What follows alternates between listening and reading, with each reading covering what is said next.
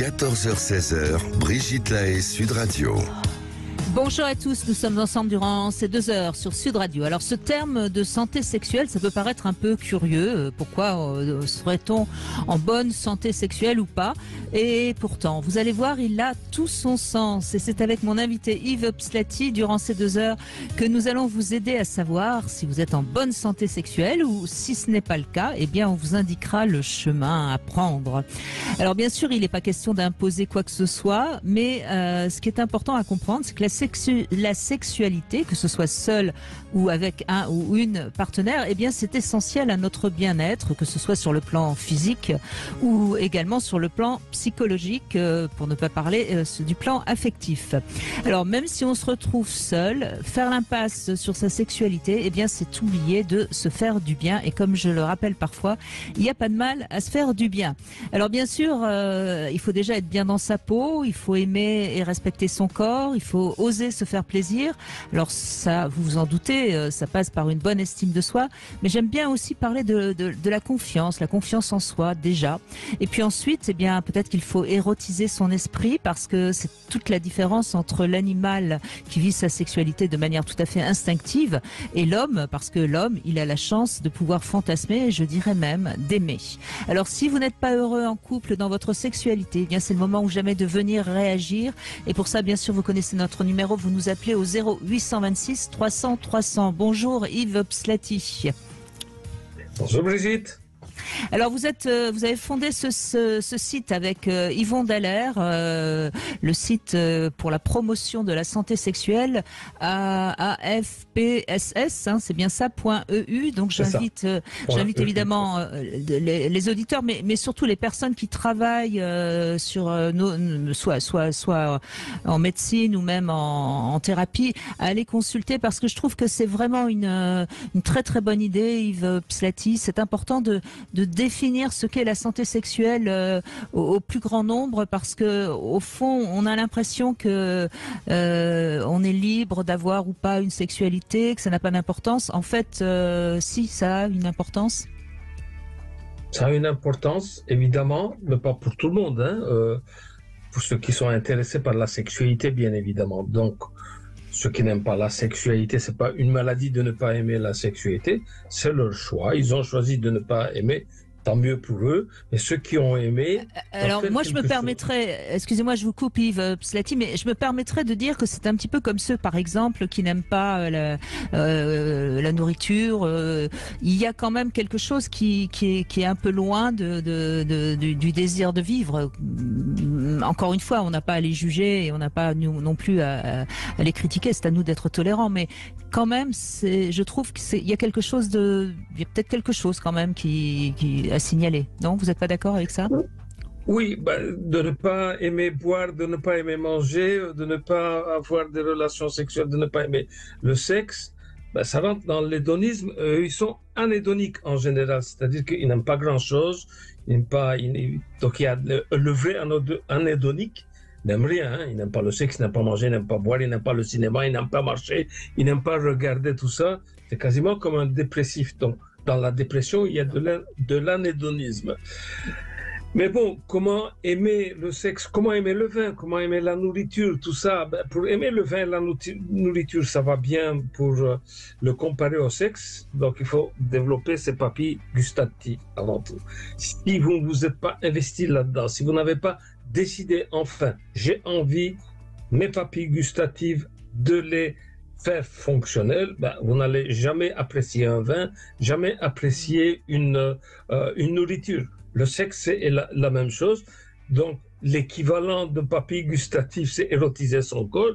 Si vous n'avez pas érotisé votre corps, si vous ne vous êtes pas investi à érotiser votre corps, vous n'allez pas prendre plaisir et vous n'aurez pas probablement d'orgasme ou si peu d'orgasme. Donc, c'est question d'investissement. Alors, moi, souvent, il y a certaines personnes, même des sexologues, qui me disent « Oui, mais si quelqu'un n'aime pas le sexe, c'est toujours la faute à... » C'est la faute à l'éducation, c'est la faute que l'organisme ne fonctionne pas, c'est la faute surtout, ce sont des gens qui ont été violentés sexuellement, donc il y a eu des abus sexuels. Tout ça, c'est juste. Mais de loin, Les gens qui n'aiment pas la sexualité, c'est qu'ils ne se sont pas investis dans la sexualité. Ils n'ont pas fait de l'effort, donc ils n'ont pas été curieux sur la sexualité, qui ne se sont pas investis. La même chose les gens qui n'aiment pas le vin, la même chose les gens qui n'aiment pas le sport, la même chose les gens qui n'aiment pas le cinéma, qui n'aiment pas la musique, je n'en sais rien. Je vais décider de m'investir, mais pour ça je dois être curieux, de vouloir savoir et de faire ce qu'il faut faire. Et nous, dans la promotion de la santé sexuelle, c'est ce que nous mettons en place. Qu'est-ce qu'il faut faire pour avoir une bonne santé sexuelle? Alors, vous utilisez aussi le terme de hygiène sexuelle, Yves Psláti. Quelle est la différence entre santé sexuelle et hygiène sexuelle? Donc ici, je vais l'utiliser plus ou moins dans la même idée. Pour avoir une bonne santé générale, il faut avoir une bonne hygiène générale. Donc, c'est plus ou moins pour avoir une bonne santé sexuelle, il faut avoir une bonne hygiène sexuelle. Alors, la définition de la santé sexuelle. L'OMS définit la santé sexuelle, mais nous autres, on va la définir un peu plus différemment. Nous autres, on va définir la santé sexuelle, c'est d'avoir du désir sexuel, du plaisir sexuel, des orgasmes le plus loin dans ma vie. C'est-à-dire de maintenir ce désir, de maintenir ce plaisir, de maintenir les orgasmes le plus loin dans ma vie, 80 ans et plus. Pourquoi pas? Donc, alors, notre originalité de la FPSS, donc de l'Association francophone de la promotion de la santé sexuelle, notre originalité, c'est de donner des outils aux gens. Malheureusement, il y a beaucoup de sexologues qui ne donnent pas des outils aux gens. En plus, s'ils sont d'obédience psy, ils vont se dire « Ah, nous, on ne donne pas ». Souvent, j'entends ça. « Ah, nous, on ne donne pas des conseils, on ne donne pas des outils aux gens ». Donc ici, nous autres... Sous prétexte de pas les influencer et de les laisser libres de trouver eux-mêmes, hein, c'est ça? De les trouver eux-mêmes. Mais comme ils ne trouvent pas la voie eux-mêmes, à un moment donné, nous, on s'est dit... peut-être qu'il faut leur montrer une certaine voie. Et en plus, dans la francophonie, il y a quelque chose qui est un peu différent par rapport aux autres langues. Quand on fait des études en sexologie dans la francophonie, quand je parle de la francophonie, je parle surtout de la France, de la Suisse et de la Belgique. Dans nos cours de sexologie, on nous apprend quelque chose, de dire à un patient qui dit « Est-ce que c'est normal ?» Est-ce que je suis normal, docteur? De lui répondre, ah, vous savez, en sexologie, il n'y a pas de normes. Exemple, j'ai fait mes études de sexologie, après avoir travaillé pendant de longues années sur les procréations médicalement assistées. Je fais mes études de sexologie et je vois mon premier patient. En général, quand on voit son premier patient, c'est des trucs un peu compliqués. On s'arrache les cheveux. Alors, je vois mon premier patient, il me dit, dites docteur, moi, je baise une fois par mois, j'ai jamais de fantasme et je ne me masturbe jamais. Suis-je normal? Alors là-dessus, j'ai dit, ma tête qui fonctionne, j'ai dit, qu'est-ce qu'on a appris au cours? On a appris au cours de dire, ah monsieur, vous savez, en sexualité, il n'y a pas de normes. Point. Et puis il a parlé d'autre chose. J'ai pas dormi la nuit. J'ai pas dormi le lendemain non plus. Est-ce que j'ai bien fait? Est-ce que j'ai bien dit tout ce qu'il fallait faire? Puis tout de suite après, il y avait un congrès de sexologie à Berlin. Et le soir d'un des congrès, on est à table avec des gens de plusieurs nationalités différentes. Et alors, à eux, il n'y avait pas de francophones, à eux, je leur pose la question, est-ce que dans votre langue, est-ce que vous avez appris dans votre pays, quand quelqu'un vient de dire quelque chose, une bêtise de ce genre-là, est-ce que vous répondez « Ah non, en sexualité, il n'y a pas de normes » Tout le monde me regardait d'un air curieux en disant « Qu'est-ce que c'est que ça ?» On ne nous apprend jamais. Donc c'est très francophone pour ne pas mettre des complexes aux gens de dire « Ah, ne vous en faites pas, en sexualité, il n'y a pas de normes. » Certes, il y a des normes. Et comment il n'y a pas de normes? Bien sûr qu'il y a des normes. Ici, ce type-là qui me dit qu'il baise une fois par mois, s'il fait ça depuis des années, ben, il est, ou bien maintenant, au moment où il me dit ça, c'est pas les normes d'un sexophile, hein. C'est les normes de sexophobe. Donc, à un moment donné, il faut leur dire, ça vous intéresse d'avoir une bonne santé sexuelle? Continuez comme ça, monsieur, à baiser une fois par mois, à ne pas vous masturber. D'ici quelques mois, vous n'allez pas être du tout fonctionnel. C'est-à-dire, vous n'allez pas bander, vous n'allez pas avoir du désir sexuel. Le nombre de patients que j'ai vus qui ont fait cette erreur, qui viennent, qui me disent, parce qu'eux, ils pensent qu'il suffit juste de trouver la bonne personne et on va fonctionner, qui viennent, qui me disent, mais merde, on m'a jamais dit ça. On m'a pas dit que je n'allais plus être fonctionnel. Effectivement, ils sont plus, c'est irréversible souvent. Ils sont plus fonctionnels, ils n'ont pas de désir et ils ne bandent pas et les femmes n'ont pas de lubrification et elles ont des douleurs. Donc notre devoir, c'est de dire la vérité aux gens. Donc premier point déjà, on peut, pour les emmener sur le chemin de la santé sexuelle, on peut dire à tous ceux qui nous écoutent, même si vous n'avez pas de partenaire, utilisez la masturbation, ne restez pas un mois sans vous occuper de votre corps. C'est déjà le premier conseil qu'on peut donner. Le premier. Donc quand vous n'avez pas ça, donc rabattez-vous sur la sexualité personnelle. Parce que bon, un vagin, ça attrape des toiles d'araignée à un certain moment si on l'utilise pas. Ok, bon, et ben c'est Ophélie dans un instant qui va prendre la parole. On verra si elle est en bonne santé sexuelle. Et puis on vous invite évidemment tous à réagir au 0826 300 300. Je sais que vous aimez Yves Opslati, même si parfois il vous secoue un peu, mais c'est pour votre bien, comme vous l'avez compris. À tout de suite. Sud Radio. Sud Radio. Parlons vrai. Parlons vrai. Sud Radio. Parlons vrai. Aldi. 14h-16h, Brigitte Lahaie, Sud Radio. Et nous continuons à évoquer la santé sexuelle en compagnie de Yves Opslati, créateur de la sexualité positive et notamment auteur de ce livre, La sexualité positive aux éditions de la Musardine. Alors Ophélie nous rejoint et vous pensez avoir une bonne santé sexuelle, Ophélie? Bonjour. Bonjour Brigitte, bonjour Yves. Alors, pour répondre à votre question, franchement, avant d'écouter l'intro de l'émission, oui, je pensais avoir une bonne sexualité. Je suis désolée.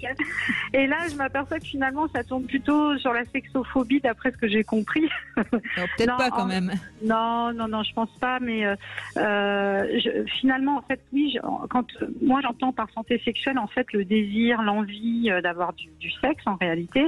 Et oui, j'ai souvent envie d'avoir du sexe.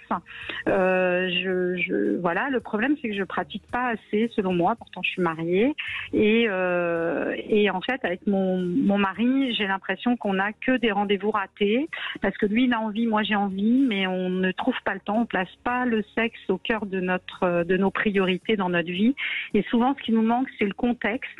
Et ce que je voudrais demander à Yves, le problème qu'on a avec mon mari, vraiment, c'est que lui, il n'a pas du tout le même mode de fonctionnement que moi. Lui, il est un peu, entre guillemets, c'est pas péjoratif, mais un peu brut de décoffrage, alors que moi, je suis plus une romantique. Et comme on ne fonctionne pas de la même façon, on a du mal à se retrouver en réalité pour des moments câlins de qualité ou qui lui conviennent lui ou qui me conviennent à la fois. Et pourtant, il y a beaucoup d'amour entre nous, il y a beaucoup d'envie, mais c'est des rendez-vous en fait qu'on n'arrive pas à prendre parce qu'on est souvent aussi happé par le contexte dans lequel on vit. Et voilà. Et pourtant, il y a beaucoup, comme je vous dis, d'amour et d'envie. Et je comprends pas en fait ce qui se passe entre nous. C'est particulier. Voilà. Donc, si vous pouvez m'aider, écoutez, Brigitte et Yves, moi je suis toute oui. Alors déjà, c'était comme ça dès le début? Non. Au début, avant d'avoir des enfants. Avant d'avoir des enfants. On s'en serait douté. Yves, qu'est-ce que vous pouvez dire à Ophélie? Par exemple, c'est un couple, disons, qui viennent en consultation, on va les voir tout seuls, d'abord, avant de les voir ensemble, et on va poser beaucoup de questions sur la sexualité personnelle pour voir où se situe le désir sexuel général de la personne. Pas seulement le désir sexuel vis-à-vis de l'autre, mais son désir intrinsèque aussi. Donc, d'où on va lui poser des questions quantifiées. Le désir sexuel, c'est pas quantifiable, mais on peut quantifier les fréquences de rapport sexuel, les fréquences de masturbation et les fréquences de fantasmes qu'ils ont. Donc les trois activités sexuelles. Donc de voir si sa personne a vraiment du désir sexuel ou bien elle pense avoir du désir sexuel.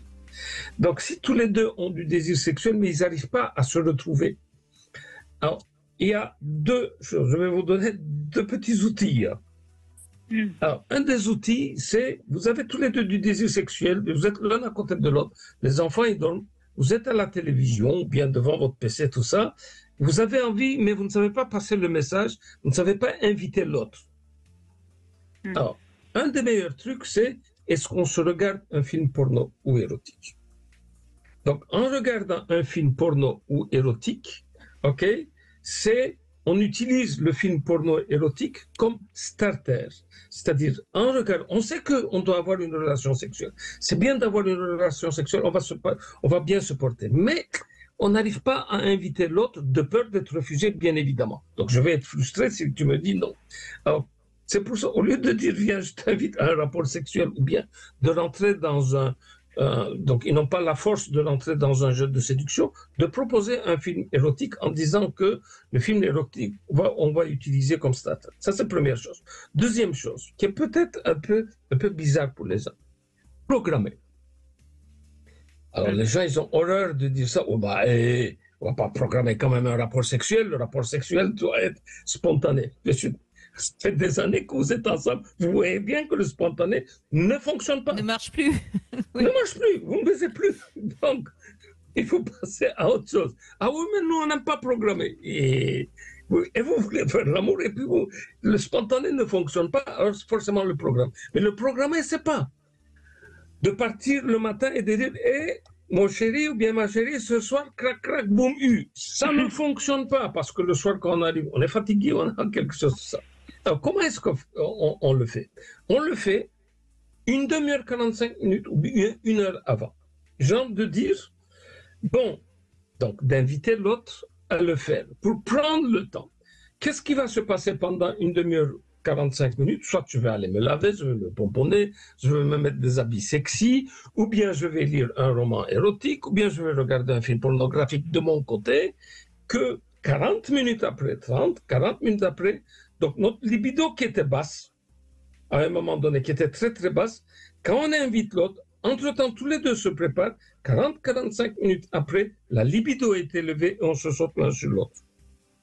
Est-ce que ça vous convient? Est-ce que vous êtes capable de faire ça? C'est-à-dire de programmer. Oui.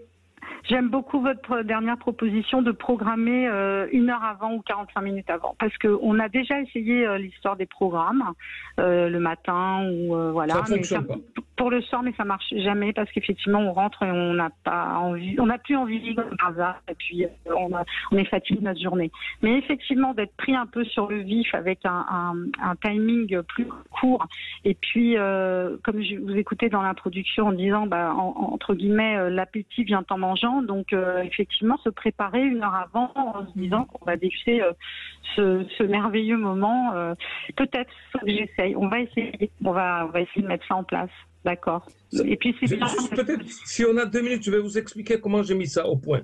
Allez-y. Dans quelles conditions j'ai mis ça au point. On a 2 minutes là. Oui, allez-y. Donc, c'était des gens qui prenaient, des hommes qui prenaient du Viagra ou du Cialis, quelque chose comme ça. Alors, toujours la question, est-ce qu'il faut dire, le type qui prend son Viagra, il n'est fonctionnel que 30 à 60 minutes après. Alors, la question, est-ce qu'il doit dire à sa partenaire? Alors, il y a des femmes qui disent, j'ai envie de le savoir. Alors, il faut argumenter. Pourquoi tu as envie de le savoir? Si tu as envie de le savoir, parce qu'après ça, tu vas taper sur le mec en disant, oui, c'est le médicament qui te fait bander et c'est pas moi. Ce qui est tout à fait faux. C'est pas le médicament qui fait bander, c'est madame qui va faire bander. Ou bien dans un couple homosexuel, c'est le partenaire qui va le faire bander. Donc, mais quand la femme dit, écoutez, et c'est là-bas avec ces femmes-là que j'ai appris. S'il me dit au moment où il va prendre, donc au moment où il va prendre, peut-être qu'il n'a pas beaucoup de désir sexuel, mais il sait que, lui, il est le seul à savoir que 45 minutes après, on aura une relation sexuelle. Lui, il peut se préparer, il peut se mettre dans le mood, il peut se préparer, fantasmer, il peut se laver, il peut regarder un film, tout ça. C'est-à-dire que 45 minutes après, il vient vers moi. Lui, moi, j'ai la libido basse. Lui, il a la libido élevée. On ne va pas se retrouver. Par contre, s'il me le disait au moment où il prenait, au moment où il prend, il me le dit, moi aussi, j'ai 30 minutes, 45 minutes à me préparer, à m'habiller, à me laver, à lire quelque chose. C'est-à-dire que 45 minutes après, on sera sur la même longueur d'onde en quantité de libido. C'est pour ça que j'ai envie de savoir. Donc, c'est de là que j'ai appris que peut-être que programmer, mais pas à la veille, pas le matin, mais juste de laisser les gens au préparer et rentrer dans une bulle érotique, ça favorise les choses. Oui, merci beaucoup, c'est excellent. Et en plus, ce que je voudrais rajouter, c'est que aussi nous les femmes, parfois, on a le sentiment que l'homme a envie plus facilement et qu'il nous saute un peu dessus. Il nous prend sur le vif. Alors que parfois, effectivement, d'avoir un peu de temps devant soi, c'est-à-dire une bulle, comme vous dites, de 45 minutes ou 1 heure devant nous, eh bien, ça nous permet aussi, voilà, de faire monter le désir et de se préparer, de préparer notre corps pour accueillir ce moment en réalité. Bon, eh ben c'est parfait. Nous avons mis Ophélie sur le chemin de la santé sexuelle et vous allez pouvoir donc progresser très bien. Alors on fait une petite pause. Merci Ophélie et puis on retrouve notre Sexy News, Philippe Hoffman, dans un instant. Et Sud Radio, c'est l'instant Sexy News. Eh bien, ça ne vous a pas échappé, Yves Psati. Évidemment, nos ados se scarifient de plus en plus et c'est justement ce sujet que va aborder Philippe Hoffman avec nous dans cette Sexy News. Bonjour Philippe. Bonjour Brigitte, bonjour Yves. Oui, alors aujourd'hui je vais aborder un sujet un peu préoccupant, qui est celui des scarifications. Vous savez, dans une société où les marques à la mode, l'apparence règnent en maître, marquer sa peau, c'est plus réservé aux tribus et aux ethnies primitives. D'ailleurs, on voit bien qu'il y a beaucoup de gens qui sont tatoués, presque 40% des Français. Et il y a des artistes aussi, du body art qui adoptent un côté ethnique et qui se scarifient. Mais enfin, les ados qui font ça, ils n'ont pas du tout des envies d'affirmation esthétique. C'est plutôt des jeunes qui sont en souffrance. Dans les cas extrêmes, d'ailleurs, les plus fragiles, ça peut être des signes avant-coureurs d'un véritable passage à l'acte suicidaire. Donc, les marques que certains, mais plutôt certaines, j'en parlerai des filles, là, s'infligent sur une forme d'automutilation légère, on va dire, avec l'objectif de ressentir de la douleur physique. C'est une manière de se prouver qu'on supporte la souffrance. Vous savez, un peu comme dans un rite primitif, comme dans ce rituel brésilien, là où le contact prolongé avec des fourmis balles, fusils aux piqûres atroces, donne la possibilité d'être un homme aux jeunes Indiens Wayana. En général, les scarifications de nos ados, c'est pas toujours des rituels, mais c'est plutôt des automutilations, je vous dis, légères, 85% des cas. Et elles sont faites avec des cutters, des lames de rasoir, mais souvent des pointes de compas ou même des éclats de verre ou du sucre pour se brûler la peau. Enfin, souvent, il y a des motifs, c'est des lignes parallèles sur les poignets, les bras, les cuisses. En général, ça laisse des petites cicatrices plus ou moins durables. Bien sûr, il y a un risque d'infection. Il y a même des plaies que certains ados entretiennent par plaisir masochiste, un peu comme ils font quand ils se rongent les ongles jusqu'au sang ou ils se triturent les boutons pour expulser toutes sortes de choses. En fait, il y a un désir comme ça de comprendre ce qui se passe à l'intérieur du corps et il y a beaucoup d'autres significations. Mais enfin, je vais vous en parler. Donc vraiment, il y a des scarifications qui peuvent se placer par contre sur des endroits un peu curieux comme le visage, le dos, les organes génitaux. Là, c'est beaucoup plus rare et dans ces cas-là, d'ailleurs, il y a souvent des troubles psychiatriques un peu plus graves. En général, il y a des explications neurobiologiques même qui expliquent ça, qui font que quand on se fait mal, on va générer des petits opioïdes à l'intérieur de notre cerveau qui vont faire que on va se calmer la douleur et puis ensuite on va avoir envie de recommencer. C'est ce qui explique aussi pourquoi ça se passe comme ça d'un point de vue neurologique. Mais d'un point de vue psychologique, c'est vraiment une coupure du lien avec les parents. Et vous savez qu'il faut mettre de la distance, j'en parle souvent, pour devenir autonome. Et c'est une conduite solitaire, secrète, intime, mais en même temps un peu ambivalente, parce qu'on a envie de montrer dans la réalité aux amis, aux parents, ou sur les réseaux sociaux ce qu'on se fait. Et puis souvent, c'est se faire du mal pour avoir moins mal. Ça permet de soulager les tensions pour pas exploser. Et puis aussi, pour se punir. Excusez-moi Philippe, mais en règle générale, c'est une pratique très solitaire, c'est une pratique qu'on commence parce qu'on a vu quelqu'un ou qu'est-ce que vous en savez sur ce... Alors il y a des effets de mode parce que depuis une quinzaine d'années, il y a eu des moments où c'était plus important que d'autres. Moi, je fais beaucoup de travail avec les infirmières scolaires qui m'en parlent souvent parce qu'elles sont sollicitées dans les collèges et dans les lycées. Donc il y a eu des moments, des périodes où c'était plus à la mode, on va dire. Mais dans l'ensemble, ça existe depuis un certain nombre de temps. Et c'est vrai que ça permet de soulager des tensions, de se punir d'une certaine façon aussi, d'avoir des drôles de pensées. Oui, mais ça vient. Enfin,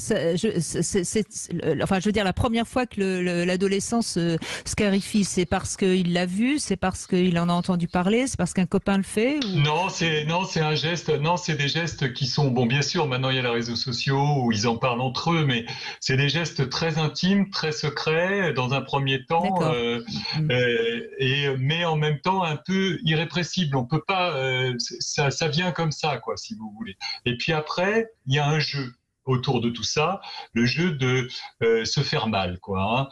Et ça permet d'arrêter des douleurs qu'on a psychiquement. On pourrait dire d'ailleurs que quand on se scarifie, c'est qu'on se fait souffrir pour vivre autrement, alors que quand on fait une tentative de suicide, c'est mourir pour ne plus souffrir. Vous voyez, c'est tout à fait différent. J'en parlerai un autre jour. En tout cas, il y a beaucoup de jeunes filles qui scarifient, hein. Elles veulent se voir, elles se regardent se couper, elles essaient d'apercevoir le sang, et elles ont une sorte de jubilation, hein, face à l'effroi que suscitent ces conduites. En fait, inconsciemment, c'est une manière de contrôler ce qui se joue à l'intérieur du corps. Par exemple, la perte du sang menstruel, aussi de couper le lien de petite fille protégée par sa maman, et puis aussi, et ça concerne les Sexy News, une exploration du mystère de la sexualité féminine et du sang de la pénétration vaginale. Vous voyez, il y a toutes ces connotations-là. En fait, c'est une manière brutale d'intégrer son identité féminine. Ça, en général, ça dure 1 ou 2 ans. Ça peut faire très peur, mais ça prête pas à conséquence. Il y a encore quelques femmes qui pratiquent ça, mais c'est plutôt rare. Pour les garçons, c'est plus grave, hein, parce qu'il y a beaucoup moins de garçons qui font ça. En général, ils vont pas très bien. Ou alors, ils font ça pour devenir des hommes, des vrais, des durs. Enfin, en tout cas, pour les parents, c'est assez affolant de découvrir ça. Et il faut jamais banaliser. Encore moins être dans le déni pour pas voir ce qui nous effraie. C'est un geste irrépressible, c'est un signe de mal-être, comme j'ai dit, mais c'est surtout un appel à l'aide intense. Alors donc il faut parler, il faut essayer de voir ensemble s'il n'y a pas d'autres conduites de rupture, comme de la boulimie, de l'addiction ou des envies de suicide. Et puis surtout, il faut emmener le jeune voir le médecin, parce qu'il a attaqué son corps, qui va parler avec lui et qui l'orientera probablement vers un psy ou même qui lui prescrira un médicament, un anxiolytique ou un antidépresseur. Bon, écoutez, c'est pas très gai tout ça, mais Yves, voilà. vous avez envie de réagir? Mais... Non, mais c'est bien d'en parler, bien sûr. Ça existe.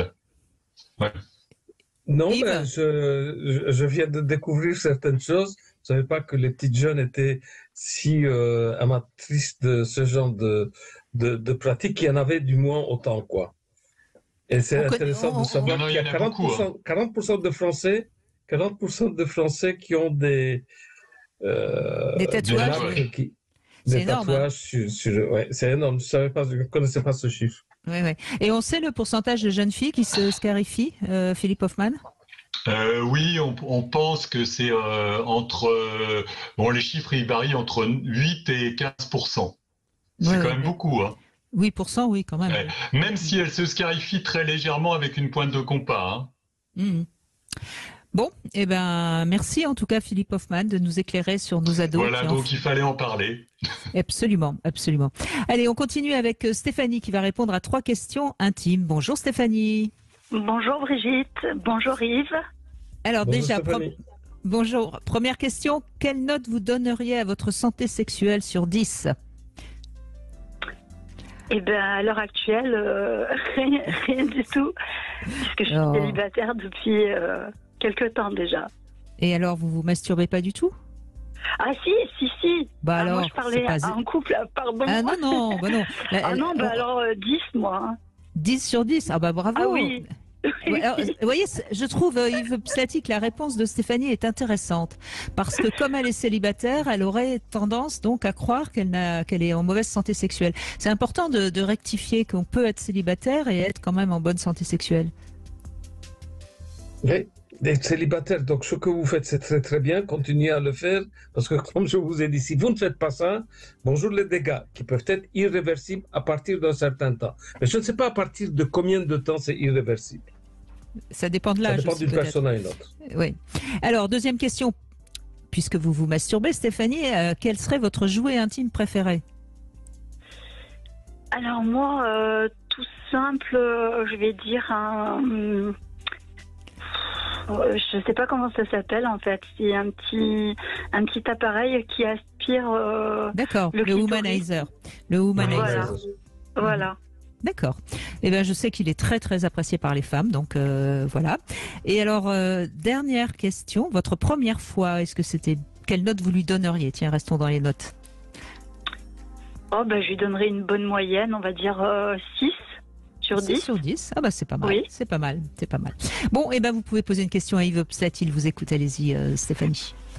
Alors merci. Alors Yves, rebonjour. Voilà. Donc moi j'avais une petite question, à savoir comment justement après une rupture de 2 ans et demi, on en revient au sujet, comment passer au-delà de, comment dire, pas seulement la rencontre, mais aussi l'aspect relation physique avec quelqu'un. Puisque ça, actuellement, j'ai beaucoup du mal et même à la limite, je n'y arrive pas. Qu'est-ce qui vous fait peur? Vous n'arrivez pas à avoir une relation sexuelle avec un nouvel homme, Ah non. C'est bien ça? Non. Qu'est-ce qui vous fait peur? Qui me fait peur D'avoir Alors, mal, oui. d'être sèche? Qu'est-ce qui vous fait peur dans la non, relation pas du sexuelle? tout. Non, pas du tout. Dans C'est la pas la relation, sexualité? Non, c'est pas la sexualité. C'est vraiment de passer avec une autre, de mon compagnon avec qui je m'entendais très bien, en tout cas sur ce sujet-là. Oui. Que lui, c'était 10 sur 10. Et je me dis, voilà, j'ai un peu du mal à... Je dirais pas comme une trahison, mais... Je sais pas, de salir quelque chose, c'est difficile à expliquer, mais de salir quelque chose... Si, ça veut dire que vous restez quelque part très attaché à lui, en fait. Vous voulez pas comme si vous vouliez pas le tromper. Oui, voilà, j'allais le dire. Comme une fidélité qui à la base ne devrait plus, puisque on est séparés bien comme il faut depuis 2 ans et demi. Donc lui, je sais qu'il a refait quelque part sa vie avec quelqu'un d'autre. Et moi, j'arrive pas à passer le pas, quoi. Alors, le deuil, il y a des psychologues qui sont spécialisés dans le deuil. Essayez de trouver un qui est spécialisé dans le deuil et de travailler ça avec lui. Donc, première chose. Deuxième chose, donc, est-ce que vous voyez une faute chez vous, quelque chose qui ne va pas chez vous? Change. Quand vous vous regardez devant le miroir toute nue, qu'est-ce que vous voyez? Elle est belle, la nana, ou elle n'est pas belle? Elle est pas belle. Elle n'est pas belle? Non. Ah ben ça aussi, il faut changer de miroir, Stéphanie. Donc, en fait, il faut travailler son estime de soi, sa confiance en soi et son image corporelle. Et il y a beaucoup de psychologues, des sexologues, surtout sexopsychologues, tout ça, qui sont spécialisés là-dedans. Mais le deuil, il faut le travailler. Donc le deuil, c'est terminé. Une fois que c'est terminé, lui, il a fait sa vie. 2 ans et demi, c'est quand même déjà long. Faites le deuil et ouvrez-vous vers d'autres personnes. Mais pour vous ouvrir vers d'autres personnes, vous devez avoir une bonne image corporelle de vous. Sinon, vous aurez honte, vous serez complexé, vous ne saurez pas aborder les hommes, même si vous les abordez. Comme vous avez une mauvaise image corporelle, vous irez jusqu'au bord du lit avec lui, vous n'allez pas vous déshabiller et vous allez vous sauver. Et vous allez passer à côté de quelque chose. Bon, et ben voilà. Mais en fait, j'ai pris beaucoup de kilos depuis la rupture, du fait. Ben, prenez soin de vous. Bon, ça c'est pas forcément. Stéphanie, c'est pas forcément le problème. Bah, si, c'est peut-être que c'est mieux de les perdre, mais c'est pas forcément le problème. Le problème, c'est de vous aimer tel que vous êtes. Et puis peut-être dernier petit conseil, quand vous vous masturbez, imaginez que vous êtes avec un autre homme. Ça peut être quelqu'un une star ou n'importe quoi, mais refonctionnez dans votre imaginaire avec d'autres hommes que celui-là. Bon courage, Stéphanie. Merci beaucoup. Quand vous vous masturbez, vous pensez à votre ex? Eh ben oui. Oh non, et là. Ben si, je m'en étais un peu douté, hein, je ne sais pas pourquoi. Peut-être que je connais bien les femmes. Merci Stéphanie en tout cas. Allez, on fait une petite pause, on se retrouve dans un instant. Vous aussi appelez pour connaître votre santé sexuelle au 0826 300 300. Cam4.fr, le plus grand site de webcam live réservé aux adultes. 14h-16h, Brigitte Lahaie, Sud Radio. Avec Yves Obstati, je rappelle votre site afpss.eu, ce site qui développe le concept de santé sexuelle. Et nous revenons avec Nathalie sur cette question de la santé sexuelle. Bonjour Nathalie. Bonjour Brigitte, bonjour Yves. Merci de me permettre d'être à l'antenne. Mais je vous en prie Nathalie. Alors, vous, c'est votre compagnon qui a des petits soucis non pas de santé sexuelle déjà, mais de santé, c'est ça ? C'est ça. Donc du coup, les relations sexuelles sont de facto inexistantes. Voilà, donc c'est vrai que j'ose pas, pour le moment, je ne me pose pas trop de questions. J'essaie de me raisonner et de faire en sorte de l'accompagner, faire quelque chose de plus, de plus doux, de plus tranquille, parce qu'il culpabilise beaucoup. Donc c'est pas facile à gérer. Vous restez dans la tendresse, c'est ça ? Dans l'intimité tendre ? Voilà, c'est ça. Mmh. C'est ça. Mais c'est toujours la même question. Bien sûr qu'il y a, quand on a des problèmes de santé, quand on est malade, ça peut engendrer des difficultés sexuelles, mais c'est pas forcément toujours le cas. C'est parfois la maladie qui psychiquement détourne de la sexualité et non pas le corps. Qu'est-ce que vous en diriez ? Là, il a un cancer de la prostate, donc du coup, ça va être un peu, oui, bien sûr. un peu compliqué.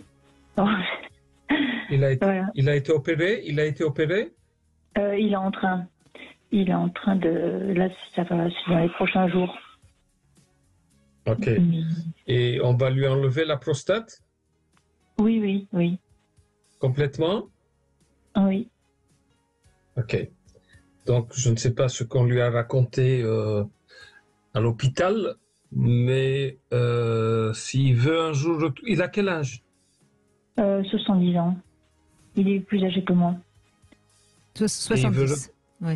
Il veut retrouver un peu de sexualité par la suite ? Je pense que oui, parce que ça a toujours été quelqu'un qui était plutôt actif, qui était très agréable d'ailleurs, comme un partenaire très agréable. Oui, je pense que oui. Est-ce qu'il a posé la question au chirurgien urologue pour savoir qu'est-ce qu'il doit faire, qu'est-ce qu'il doit mettre en place pour récupérer au plus vite ces problèmes érectiles qui peuvent survenir en post-opératoire? Est-ce qu'on lui a expliqué tout ça? Qu'est-ce qu'il doit faire? Ah non, pas du tout. Non, rien du tout. Qu'est-ce qu'on va lui donner comme médoc? Tout ça, on lui a rien expliqué? Là, il est en train de découvrir.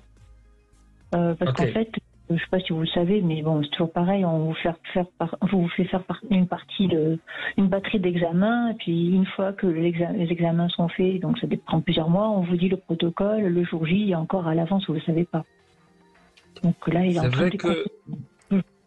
Bon, peut-être qu'ils ne vont pas lui poser la question de s'il veut avoir une vie sexuelle en post-opératoire ou pas, et s'il veut avoir une vie sexuelle, donc il y a quand même un conseil.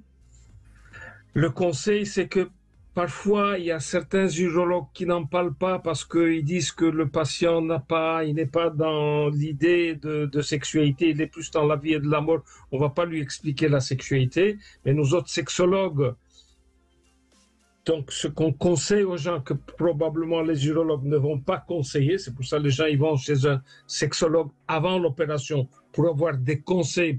Comment est-ce que je vais faire pour récupérer le plus vite possible? Donc, écrivez, prenez note de ça. Il doit commencer très tôt les médicaments, genre Viagra, Cialis, Levitra ou Spedra.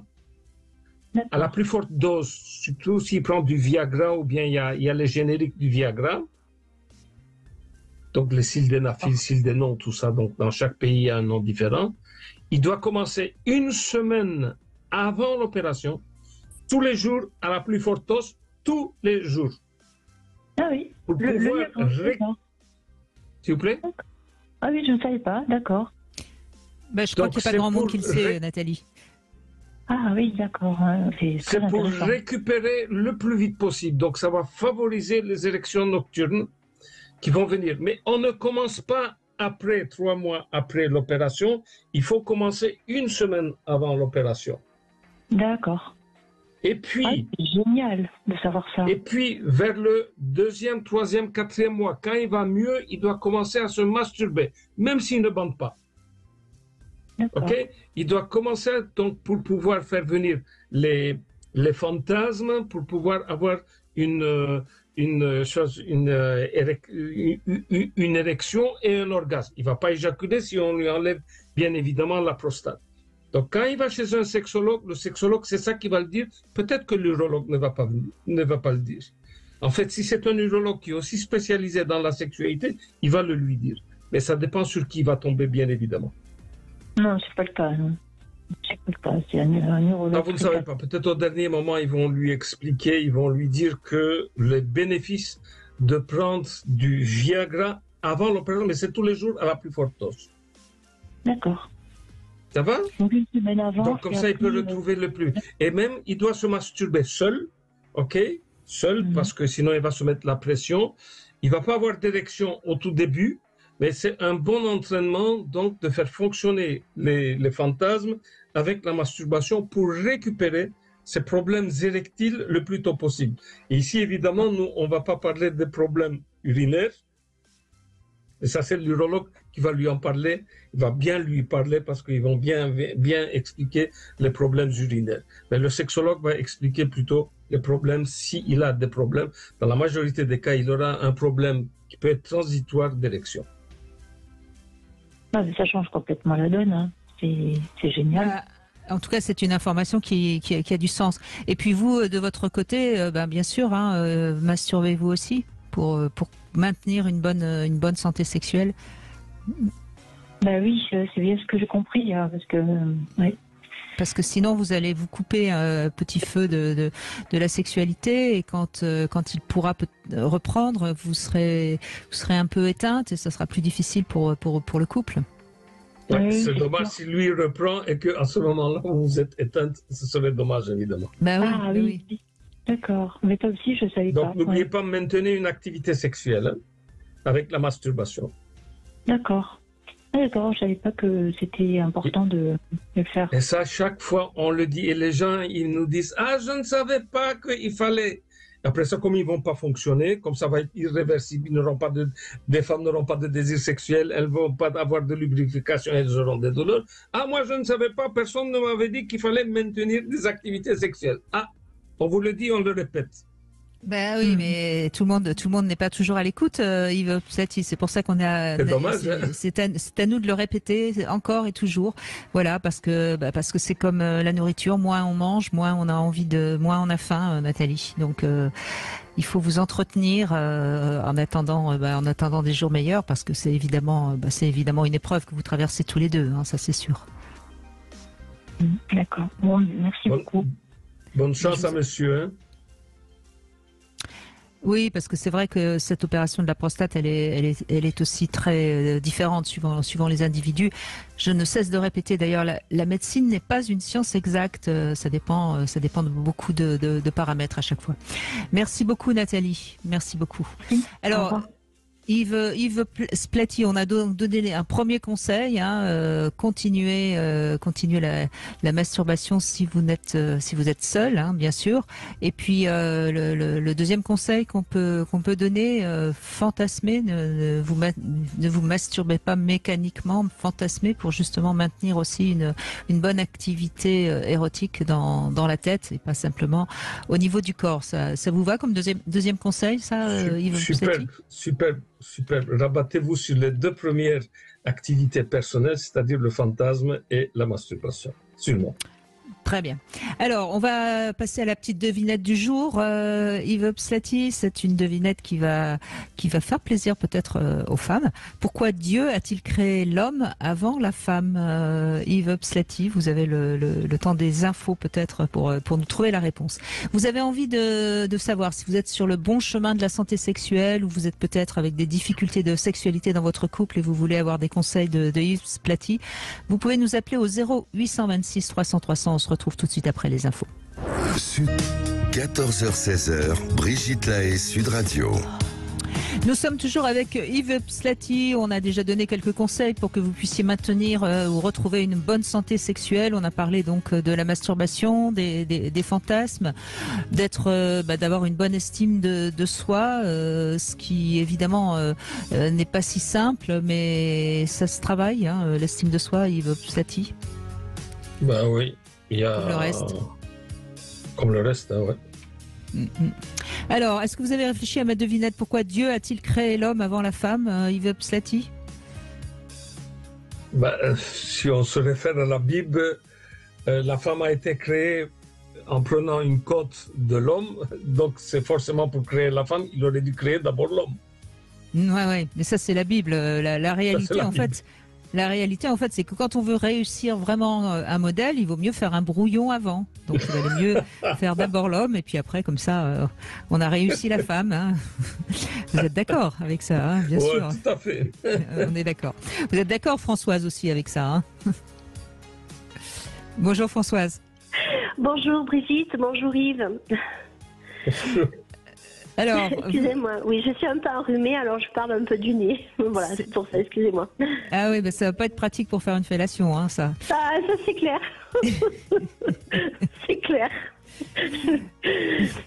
Bon, oui, c'est vrai, vous parlez un peu du nez, mais c'est pas grave, on vous entend quand même très très bien. Alors, vous êtes dans une période un peu charnière, hein, c'est ça? C'est ce que vous avez Oui, envie de dire? voilà, donc bon, oui, c'est une période un petit peu charnière parce que... Bon, c'est un effet âge aussi, j'arrive à une cinquantaine, voilà, comme je dis, j'arrive à 51 ans. Donc, je suis mariée depuis 2000 et je veux dire, avec mon compagnon, on se connaît, comme je dis, le premier bisou qu'on a échangé, c'était en 93, donc ça fera 30 ans en octobre. Oui. Et en fait, bon, la sexualité, j'aime beaucoup la sexualité. Moi, je vous le dis ouvertement, j'aime la sexualité. Et bon, avant de connaître, même on a vu chacun des partenaires, hein, enfin avant de se connaître, donc on avait déjà eu un avant-goût avant de se connaître. Et en fait, au fil des années, elle s'est évoluée. Bon, alors, au début, c'était vraiment d'une rapidité. C'était, on est amoureux, on est excité, hop, il faut vite passer à l'acte. On est jeune, hein, voilà. Et puis bon, n'importe où. Et puis voilà, il y avait les voitures, c'était chouette, c'était tout, voilà. Bon, après, on peut toujours continuer. Ça nous est arrivé souvent de le faire bien aussi avec la voiture aussi. Et puis bon, et après, on a eu les enfants. Alors, mes grossesses très bien. On a eu une sexualité aussi qui était très bien. Et après les accouchements, par contre, là non. Bon, là, il faut toujours un peu de temps. Puis bon, j'allaitais, mais et puis là, j'arrive à 50 ans. Alors, je suis bien, sauf que voilà, je suis un peu entre deux. Je suis pas vraiment à la ménopause, mais je pense que voilà, ça va arriver. Et comme je prends pas de moyens de contraception, donc je suis au enfin voilà, on est au préservatif. Et donc j'avais arrêté de prendre le stérilet il y a à peu près quelques mois. Il y a à peu près 5 ans, parce que c'était pas très propre, et puis ça me faisait, enfin voilà, j'avais des douleurs un peu, bon. Et donc tout allait très bien. Et là, voilà, là c'est, j'ai, on va dire, des règles qui sont plus ou moins abondantes et qui sont successivement dures un peu. Voilà. Alors peut-être, est-ce que c'est ça? Est-ce que c'est parce qu'en fait aussi on travaille ensemble, donc comme j'explique, c'est vrai qu'il faut faire la part de choses du travail. On a une affaire ensemble, donc les soucis, il faut les laisser toujours de côté quand on arrive à la maison. Et lui, par contre, bon voilà, il est un peu comme ça. Il est un peu, mon mari, il est un peu comme ça. C'est-à-dire voilà, quand il a un souci, ça va pas. Et moi, voilà. Et moi, moi par contre, voilà, bon, j'ai un souci, mais après, voilà, quand on arrive à la chambre, voilà, on est au lit, enfin, peu importe, à la maison, à l'intimité, je laisse les soucis de côté. Et effectivement, quand j'ai ma relation au niveau sexuel avec mon époux, je me sens encore plus femme, je veux dire, après ma relation, et même encore plus forte, ce côté un peu fatal, comme on dit. Mais là, c'est vrai que ouais, j'ai cette période-là, un peu floue, et c'est vrai que je me dis, bon, c'est qu'un passage.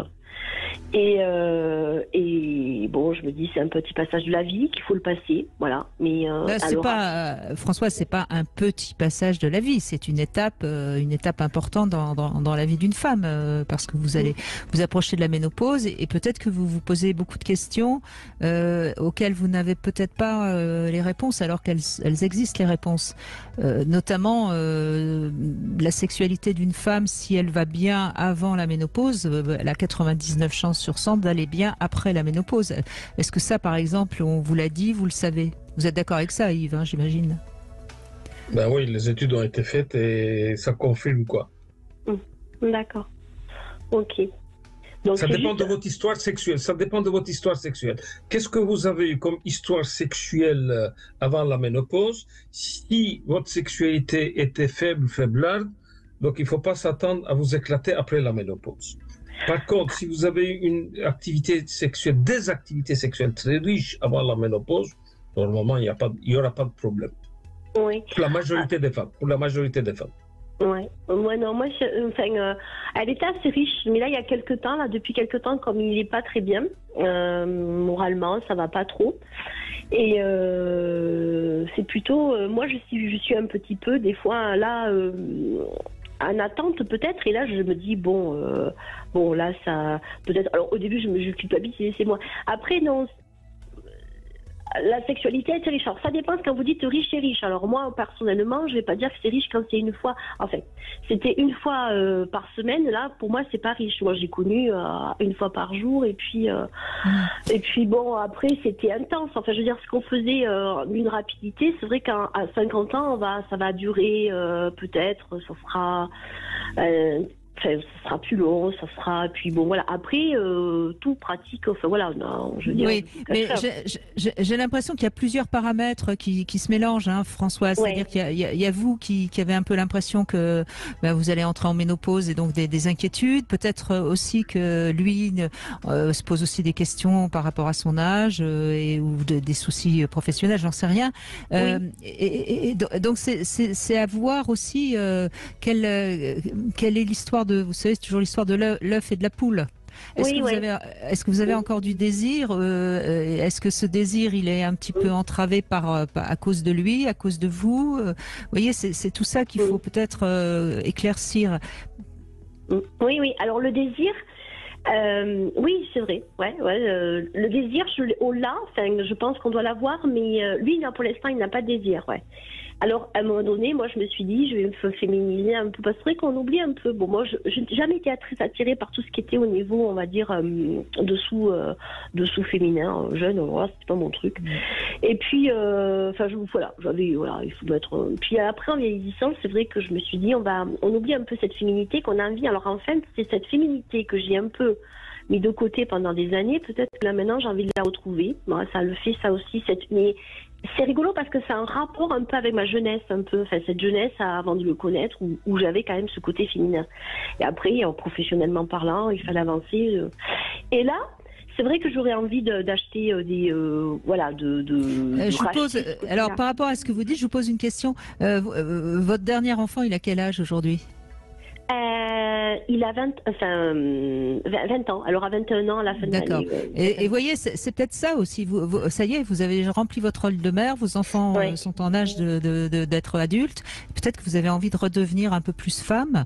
Et si lui, de son côté, pour des raisons qui le concernent évidemment, s'éloigne un peu de sa séduction vis-à-vis de vous, ça doit vous donner une ambivalence.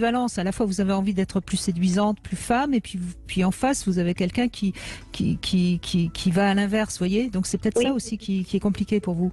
Oui, tout à fait. Et alors, ce qui me perturbe un peu, alors j'ai rigolé parce que je vous écoutais là. Enfin, j'ai dit, oh punaise, j'ai dit, il va falloir, parce que c'est vrai que le terme c'est vrai que la masturbation, tout ça, c'est pas quelque chose j'avais jamais pensé, enfin, je l'ai eu fait jeune, attention, mais c'est vrai que là, bon, non, on a les cerveaux un peu, à un moment donné, on a des oublis, puis hop, ça revient après. Voilà, on oublie, on met de côté, puis hop, ça revient. Et là, je me suis dit, mais c'est rigolo parce que moi, c'était plus, par exemple, je regardais des films où j'avais envie, je me suis dit, mais attends, il faut que je retrouve ce désir-là, voilà, des films un peu dans l'érotisme, mais des films mais très sympas, enfin, je veux dire, le dernier, enfin, je ne fais pas dire la plateforme, mais alors moi, j'aimais bien, voilà, ce côté charnel, enfin, voilà, j'avais aimé les Amantes de Lady Chatterley. Et alors, j'arrive jamais à le dire, c'est comme ça, on est en anglais. C'est pas grave, l'Amante de Lady Chatterley. Alors, moi, je l'ai lu un livre, j'avais vu la vieille version, et là, c'est vrai qu'il était passé à Netflix, comme ça, j'ai dit, je vais le regarder. Et ben, ça me faisait du bien. Vous ne pouvez pas vous imaginer. Qu'est-ce que j'ai pu me regarder? Je me suis dit, mais c'est bien, mais il faut. Alors, je vais vous aider à avoir du recul pour que vous compreniez comment ça fonctionne, ok? Ouais. Donc, prenons un couple, Michel et Micheline. Michel et Micheline, ils viennent, ils disent, ben, on ne fait pas souvent l'amour. Alors, ils vont chez le sexologue, thérapeute de couple, on ne fait pas souvent l'amour. Alors, lui, qu'est-ce qu'il a envie de savoir? Est-ce que c'est un problème de couple? Ou bien c'est un problème intrinsèque du désir sexuel de chacun des partenaires. C'est pour ça qu'il va les voir tout seul et il va leur poser des questions. Il va essayer de quantifier combien de fois vous avez des fantasmes, combien de fois vous masturbez, combien de fois vous avez des relations sexuelles. Bon, ici, des relations sexuelles, ils en ont une fois par mois, disons. OK? Alors, si Micheline a une fois par mois des relations sexuelles, mais elle se masturbe quasiment tous les jours, et elle a des fantasmes à gogo, elle n'a aucun problème de désir sexuel. Si c'est la même chose pour Michel, il se masturbe, il a des fantasmes, mais il ne baisse pas avec Micheline, il n'a aucun problème de désir sexuel. On va travailler juste sur le couple, parce qu'il y a des problèmes dans le couple, et on va essayer de découvrir qu'est-ce qui bloque.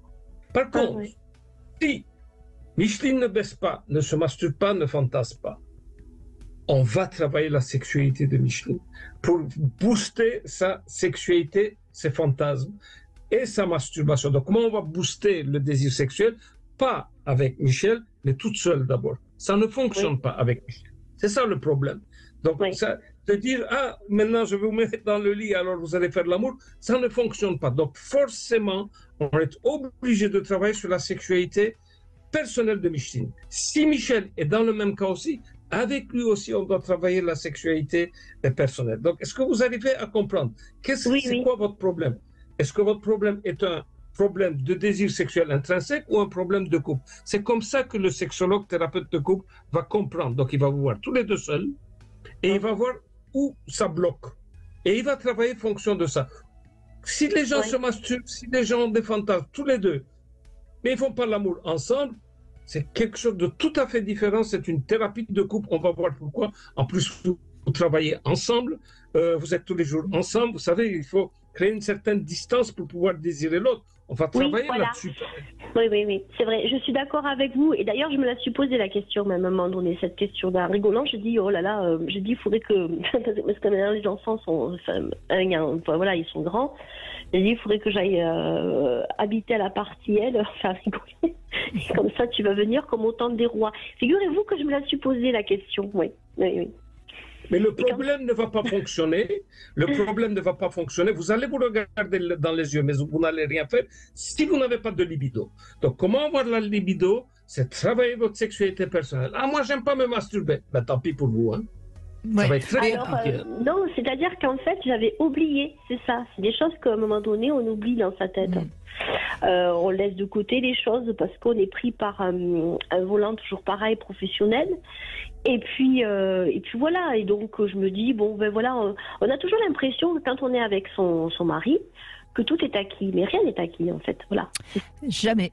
Bon, en tout cas, Françoise, je crois qu'on vous a donné les pistes. Hein. Maintenant, c'est à vous d'analyser tout ça et puis de prendre soit votre main pour vous, soit prendre la main de votre mari. C'est à vous de voir.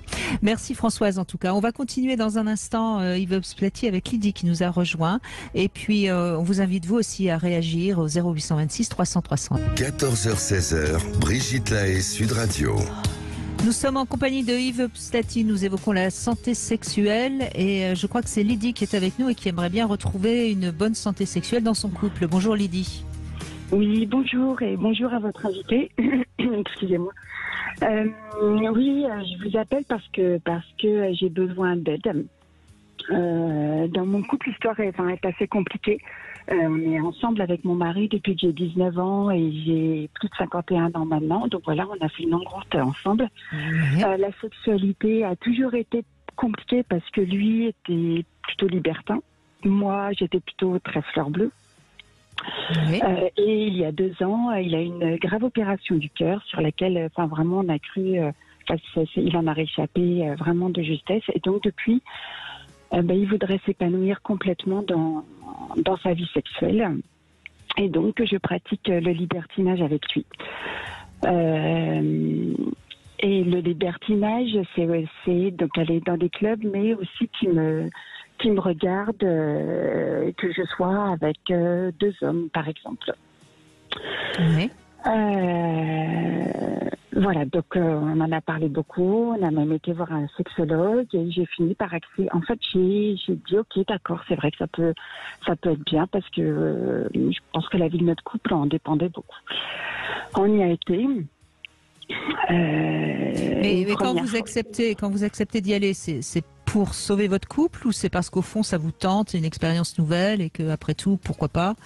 Alors, il y a un peu des deux. Au départ, il y a un peu des deux. C'est pour sauver mon couple parce que vraiment, c'est quelque chose où vraiment il a envie de se réaliser. Et effectivement aussi pour essayer quelque chose de nouveau, un peu de l'interdit, qui peut être quand même excitant. Bon. Oui, pardon. Allez-y, on vous écoute. Donc là, nous sommes allés une première fois et j'ai eu un rapport sexuel avec un homme. Bon.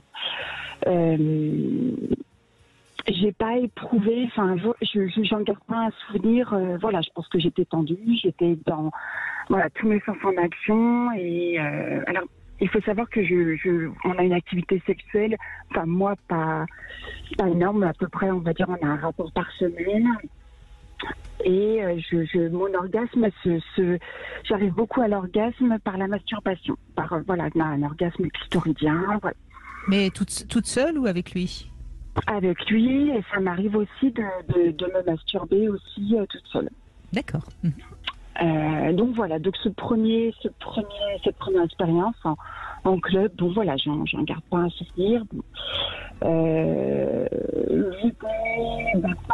Je pense que il était plus ou moins satisfait aussi.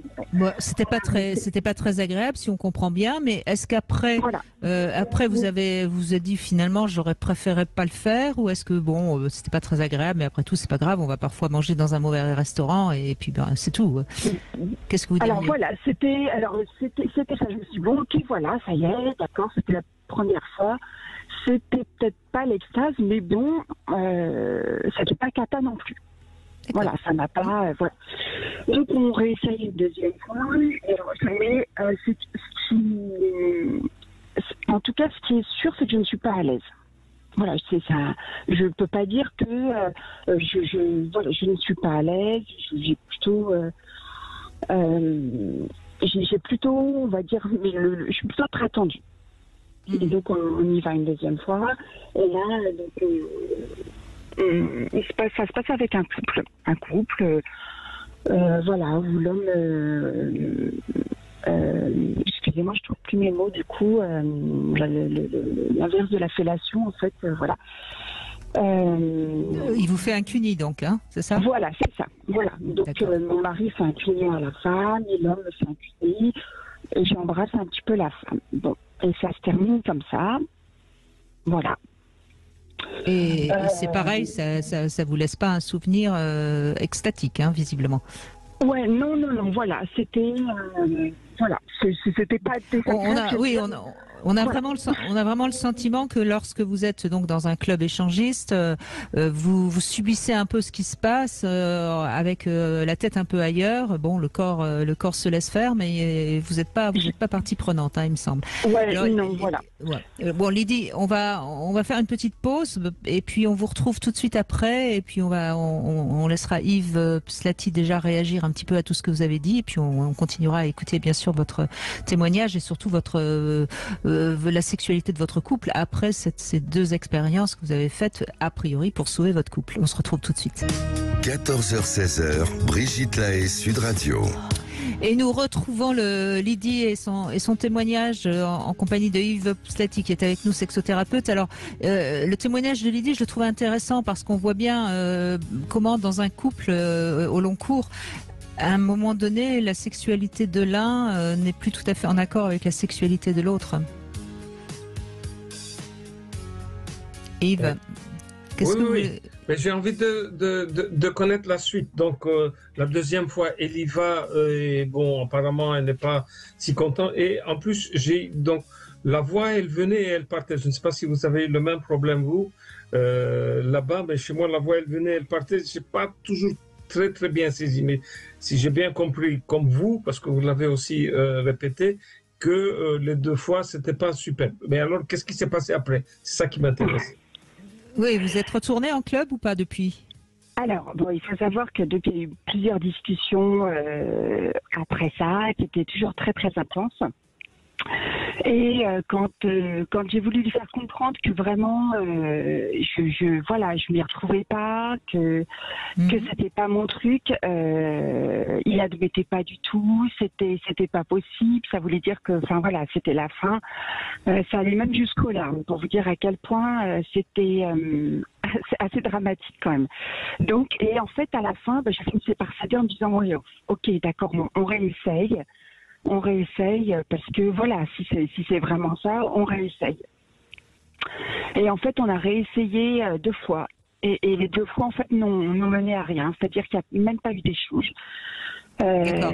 Mais est-ce que... Et voilà.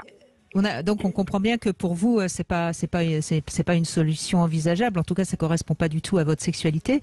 Mais est-ce que le fait d'y avoir été a amélioré votre sexualité à tous les 2? Bah non, puisque. Alors. Oui. Oui.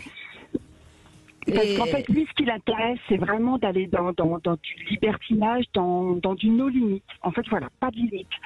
Pas de limite.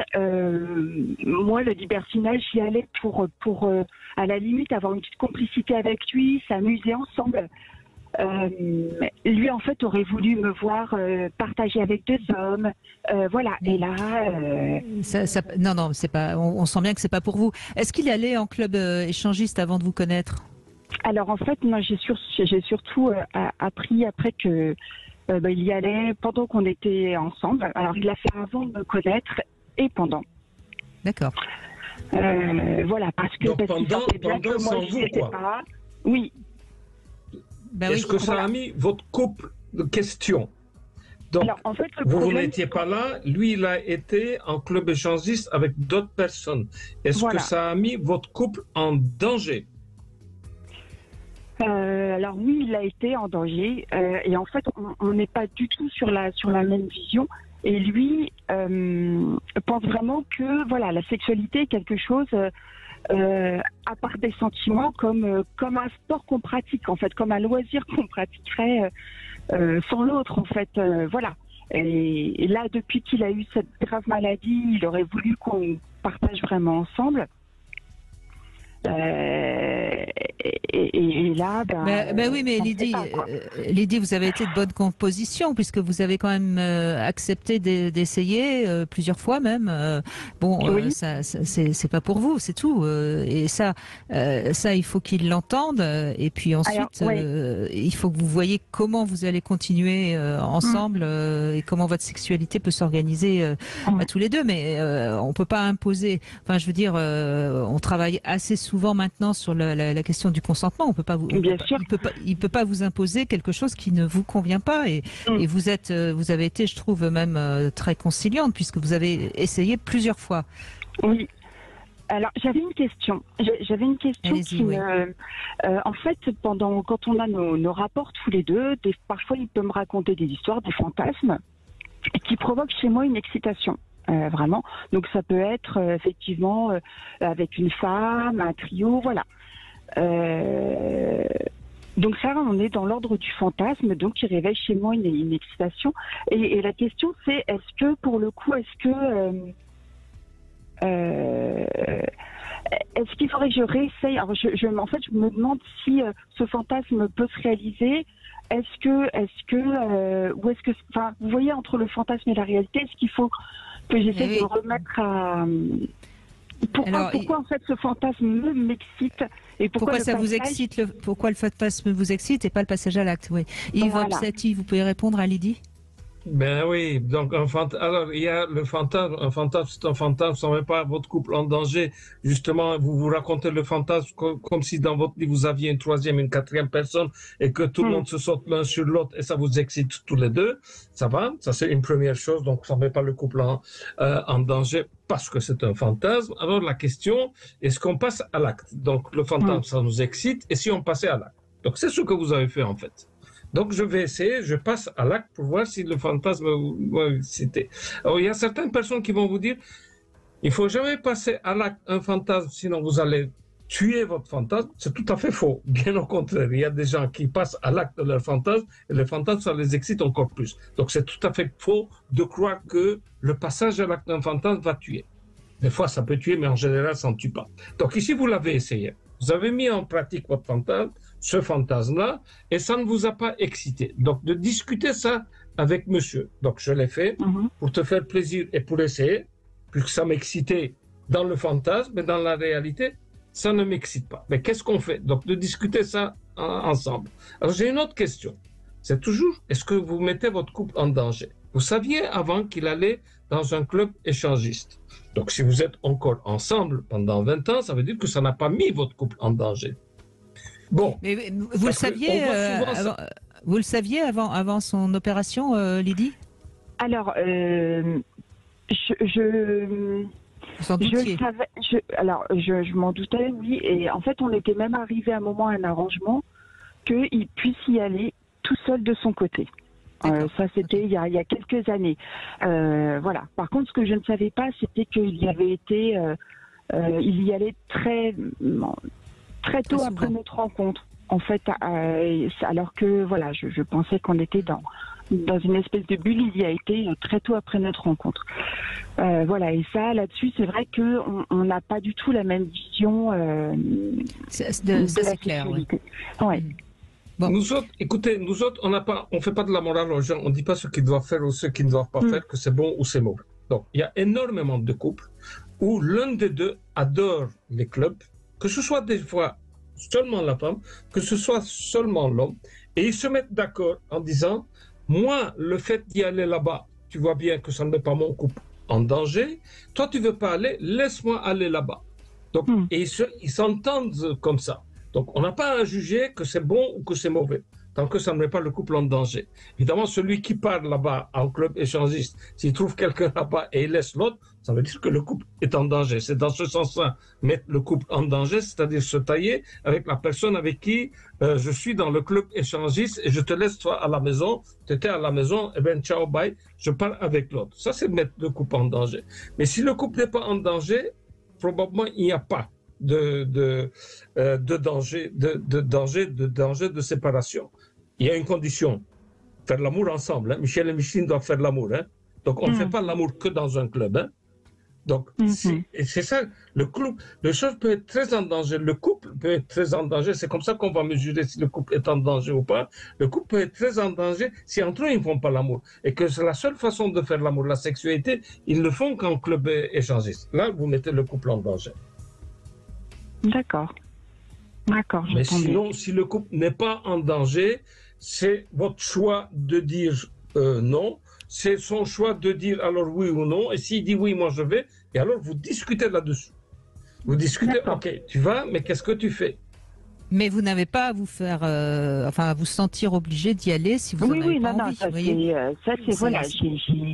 Vous avez fait ce que j'ai voulu essayer, ça là-dessus on était ok et voilà, il s'est avéré, ça c'est la réalité des choses, était que ce qui quelque part n'a pas grand-chose d'étonnant, Lydie, puisqu'on voit bien, lui ne met pas beaucoup d'enjeux dans la sexualité. C'est comme vous l'avez dit, c'est un sport. Bon, le sport, on peut jouer au tennis avec quelqu'un d'autre que sa femme sans tromper sa femme. Bon, voilà.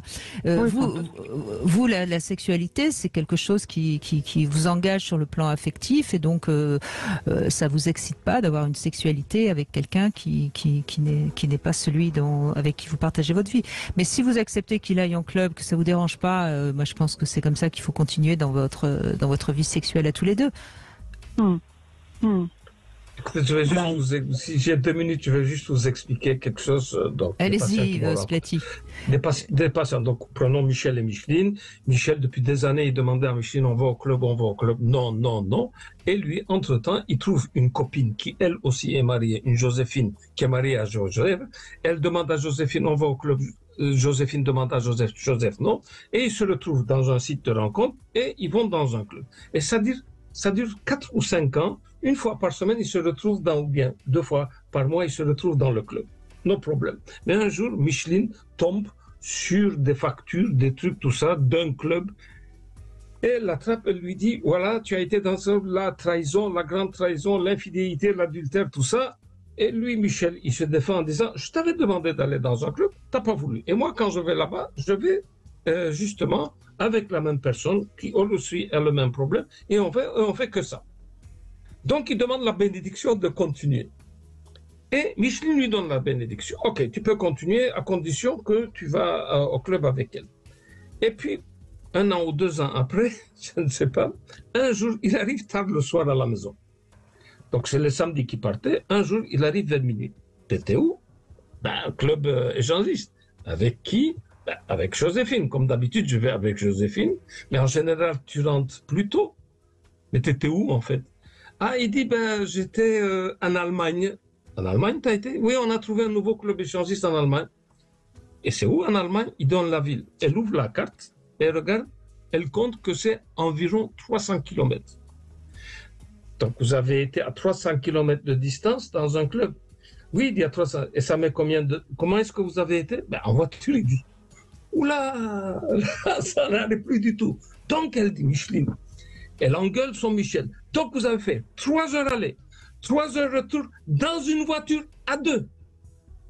Ça ne passe pas. Donc, d'aller baisser dans un club échangiste, ok?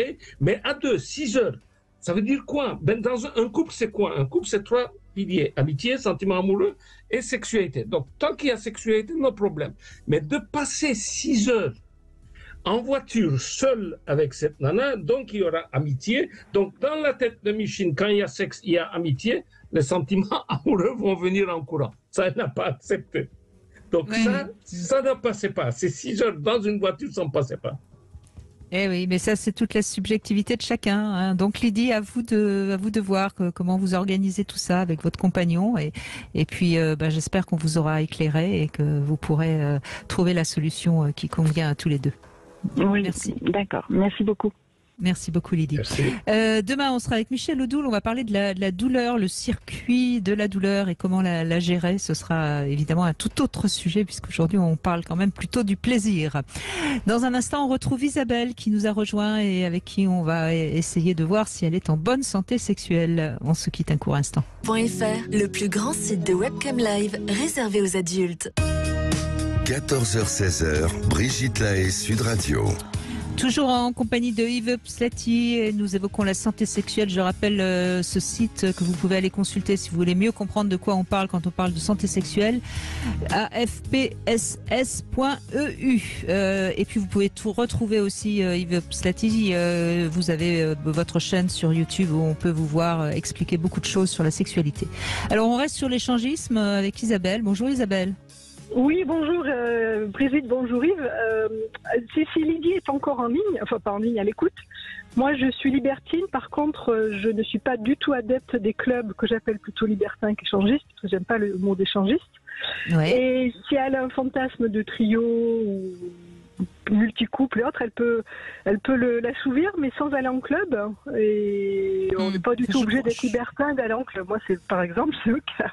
Oui, bien sûr, mais je pense qu'en fait Lydie, elle a pas du tout envie de faire l'amour avec quelqu'un d'autre que son compagnon. Elle a le fantasme, mais la pratique ne lui convient pas. Enfin, il me semble, hein, c'est comme ça qu'on l'a compris. Donc vous avez en revanche une pratique libertine, donc, hein, pour utiliser le bon mot. Oui, parce qu'en fait, ma dernière relation de couple remonte à 5 ans, donc je me suis dit que j'allais pas rester en jachère. Et donc, comme je suis pas hyper adepte de la masturbation, des sextoys, je le fais aussi, mais pour moi, rien ne vaut un corps, un vrai corps, une attirance, quand même un plaisir partagé. Donc j'ai eu, parce que maintenant je suis dans une phase un peu intermédiaire, mais j'ai fait pas mal de rencontres et je trouve que ma sexualité est bien meilleure maintenant que j'ai passé la cinquantaine, en fait, bien meilleure. Je suis beaucoup plus épanouie et à l'aise et féminine et sexy, tout ça qu'avant. Donc comme quoi ça peut donner espoir aux femmes ménopausées aussi. Il n'y a c'est pas un chamboulement négatif, au contraire. Enfin pour moi ça a été plutôt l'inverse. Et oui, j'ai appris à bien me connaître. Il faut évidemment, je pense, être à l'aise avec son corps, aimer son corps, le connaître. Ça demande la curiosité de différentes pratiques, qu'elles soient sexuelles ou pas, hein, je veux dire. Et après, en fonction de ça, je cherche pas la quantité, moi je cherche la qualité en attendant de trouver un compagnon stable, on va dire. Et voilà, je pense que j'ai trouvé un équilibre. J'ai pas à vous parler de difficultés éventuellement à parler de ça. Moi, j'ai jamais eu de difficulté à parler sexe. D'ailleurs, ça fait toujours rire beaucoup mes amis masculins parce qu'ils peuvent se lâcher avec moi. Moi, je suis pas choquée, j'ai pas vraiment de tabou, donc c'est plutôt rigolo, quoi. Vous êtes libre dans la tête, libre dans le corps, et donc je crois que là, on peut dire sans problème, Yves Pslati, qu'Isabelle a une bonne santé sexuelle. Je pense, oui, même si elle dit je ne me masturbe pas beaucoup, mais si elle fait souvent l'amour, il n'y a pas de place aussi pour certaines personnes de se masturber. Non, il n'y a pas d'injonction de madame. C'est l'ensemble qu'on doit voir, c'est l'ensemble. Mais même si j'ai des phases quand je suis célibataire, donc j'ai pas de compagnon fixe, j'ai des phases où j'ai envie, j'ai une libido plus importante, et puis je peux rester 3 semaines à mois sans rien faire. Et ça m'inquiète pas. Parce que je sais que c'est des phases et que ça reviendra, que je vais avoir un coucou d'un ancien complice et que voilà, je vais le revoir. Mais en fait, pour moi, il n'y a pas c'est pas en termes de fréquence, ça doit être tant par semaine où il faut forcément que je me masturbe ou quoi. C'est plus. Attendez, on parle pas du tout de la même chose. Vous vous dites, si je fais rien 3 à 4 semaines, ça n'est rien. Mais on parle pas de ça. On parle de gens qui laissent la sexualité 2 ou 3 ans en jachère, toute la sexualité. Et là, c'est irréversible. D'accord. Beaucoup de personnes nous expliquent que c'est irréversible, donc ils n'arrivent plus à... Donc c'est pas une histoire de 3 ou 4 semaines, hein. C'est beaucoup plus que ça. Certaines personnes, j'ai déjà eu certaines personnes, 6 mois après, c'était fini pour leur sexualité, parce qu'ils avaient tout lâché dans la sexualité, aucune activité sexuelle. Mais moi, je ne sais pas dire à une personne, dans 6 mois, c'est foutu, vous vous tirez une balle au pied, ou bien dans 4 ou 5 ans. Je n'en sais rien, ça va dépendre d'une personne à une autre. Mais sûrement pas 3 ou 4 semaines. Hein. Non, 3-4 semaines, vous avez le droit de faire une pause de 3-4 semaines, voire même 2 mois, hein, Isabelle. Et puis surtout, vous, vu comment vous fonctionnez sexuellement, même si vous faites une pause de 3 mois, je pense que ça ne posera aucun problème à votre libido. Merci Isabelle de ce témoignage positif qui peut-être va donner envie à certaines femmes. On va conclure avec Audrey qui nous rejoint. Vous êtes avec quelqu'un depuis 8 mois et je crois que vous ne vous sentez pas désirée, c'est bien ça? Bonjour Audrey. Oui, bonjour Brigitte, bonjour Yves. Moi je suis Audrey, j'ai 38 ans, donc je suis factrice. Je vous appelle en fait parce que ça fait 8 mois que je suis avec quelqu'un avec qui c'est très très fusionnel. C'est-à-dire qu'on s'est rencontrés sur une histoire improbable. On n'était pas censé se rencontrer vraiment parce que à la base j'étais plutôt sur son copain, on va dire, parce qu'on était dans une soirée rencontre. Oui, d'accord. Donc, j'étais plutôt sur son ami et au final, de but en blanc, son ami, le lendemain, a fait faux bond. Et du coup, on s'est retrouvés tous les deux. Et voilà, on a beaucoup accroché, on s'est super bien entendu et tout ça. Par contre, le souci, c'est que, il y a eu une fausse note dès le départ, parce que ça faisait, au bout d'1 mois et demi... je me suis rendu compte que il faisait des échanges de photos avec une ex-compagne. Donc voilà, ça a été très difficile pour moi parce que vu que c'était déjà dès le début, on a été, comment dire, déjà très fusionnel dès le début, ça a été difficile pour moi. Et puis niveau sexualité, au début, c'est quelqu'un qui est assez, comment dire, entouré de femmes, qui est assez... séducteur. Oui, qui est assez convoité. Enfin bon voilà. Après, je connaissais pas trop son passé donc avant tout ça.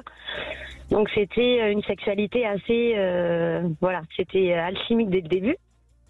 Et le souci, c'est que bon, il y a eu cette histoire là d'échange de photos et tout ça. Bon, j'ai fouillé dans son téléphone, ce qui n'est pas forcément très très bien. Mais bon, j'avais une petite voix qui m'appelait et je sais pas pourquoi, j'ai regardé dans son téléphone et je suis tombée sur ces échanges-là. Et bon, au final, voilà, je suis passée outre parce que bon, ben, ça faisait qu'un mois et demi et pour moi, voilà, c'est.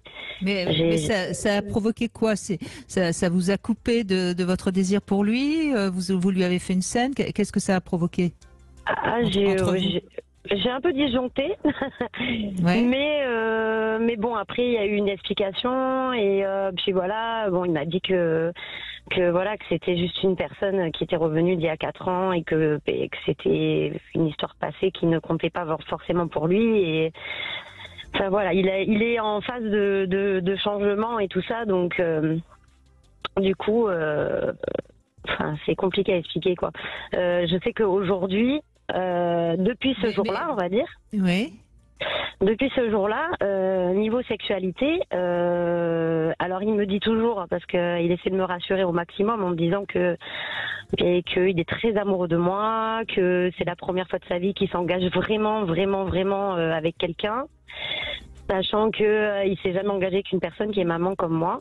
D'accord, mais c'est quoi sexuellement ce qui se passe entre vous maintenant? On va dire que c'est moi qui est toujours dans l'attente, toujours dans la demande. Après, il me dit, je te désire et tout ça. Quand on passe le cap, ça se passe bien. C'est même, c'est intense, quoi. Et mais après, il est, comment dire, il a du mal. Et comme il me dit, il a du mal. Il n'arrive pas à avoir le désir comme moi je l'ai, parce que moi j'ai une libido assez forte. Je pense oui, de par... Oui, et puis vous êtes très fusionnel, donc vous êtes toujours en demande en fait. Vous avez toujours envie, et peut-être que vous l'étouffez peut-être avec votre désir, ce qui laisse plus beaucoup de place pour le sien. En général, c'est plutôt l'inverse qui se produit. C'est l'homme qui étouffe la femme, mais là, je crois que c'est un petit peu non. Yves Slati, on a l'impression que il a plus de place pour son désir à lui. Ben oui, c'est l'histoire du dépendant contre dépendant.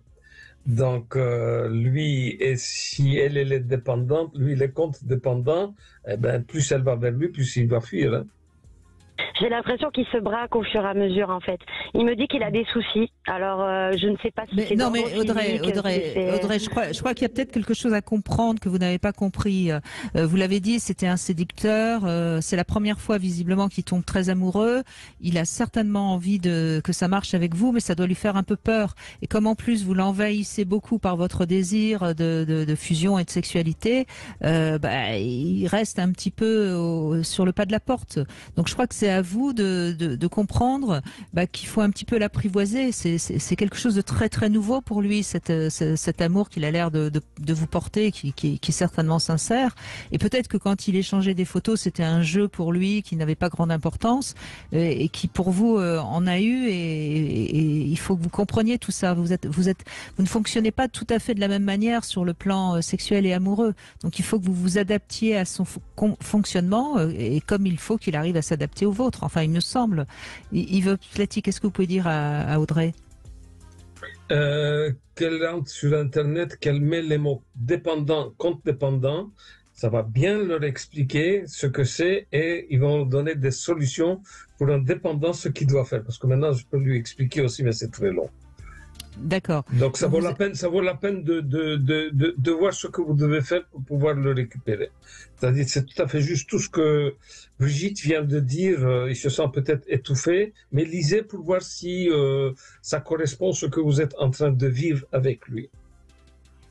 Donc voilà, il y a beaucoup de choses qui sont écrites là-dessus. Hein. Voilà, contre-dépendant, dépendant contre dépendant, et je pense que ce message peut s'adresser à beaucoup de gens qui nous écoutent, parce que c'est vrai que c'est souvent une difficulté, surtout au début d'une relation. Il y en a un qui s'engage à fond et puis l'autre qui est un petit peu comme ça hésitant. C'est important que chacun s'adapte, parce que sinon en effet ça peut amener une relation qui ne fonctionne pas. Yves Psetti, merci de ces 2 heures avec nous. On l'a compris, faites fonctionner votre imaginaire érotique, masturbez-vous, ayez confiance, soyez bien dans votre corps. Bon, enfin tout ça on le dit, on le répète et on le répétera encore souvent. Je rappelle ce site afpss.u, c'est un site qui peut intéresser évidemment toutes les personnes qui travaillent dans l'humain, parce que je crois qu'on ne le dira jamais assez non plus, la sexualité ça fait partie de l'humain, et passer à côté de sa sexualité c'est quand même peut-être un peu dommage. Voilà. Merci beaucoup Yves Psetti. On se retrouve demain avec Michel Odoul. On va aborder évidemment le sujet inverse, si je puis dire, puisqu'on va parler de la douleur. On va essayer de comprendre les circuits de la douleur et tout ce qu'on peut faire, notamment grâce à la respiration, tout ça pour moins souffrir, pour être un petit peu plus à l'aise avec tout ça. Et puis tout de suite vous retrouvez bien sûr C'est votre avenir. Je vous embrasse et je vous dis à demain. Sud Radio. Parle.